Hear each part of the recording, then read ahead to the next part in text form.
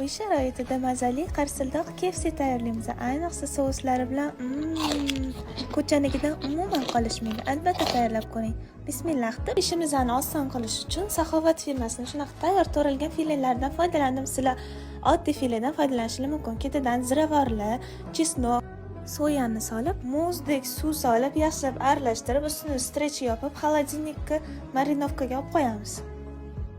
Bu orada sousini tayyorlaymiz. Pomidorimizni to'rka qilib, ketidan mayda to'ralgan zelen, chesnok hamda tuzni solib, yaxshilab aralashtirib olamiz. Sous tayyor. Uni mizaga 2 qoshiq kraxmal, ziravorlar solib, yaxshilab aralashtirib olib, marinovka bo'lgan tovuqimizni unli massaga solamiz.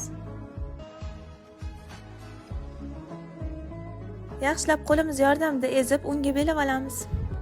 Tayyor KFC'larimizni unlarini silqitib, chovlaga solib, boyga marinovka bo'lgan suvga solib, yana unga belaymiz. Shunda ustilari qarsildoq bo'lib zo'r chiqadi.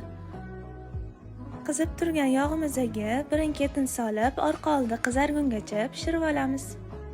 Tegi qizargandan keyin o'girib chiqamiz usti qizarish uchun. Yaxshilab yog'larini silqitib, salfetka qo'yilgan idishimizga solamiz yog'larni shim olish uchun. Qarsildoq KFC'larimiz tayyor bo'ldi. Albatta tayyorlab ko'ring.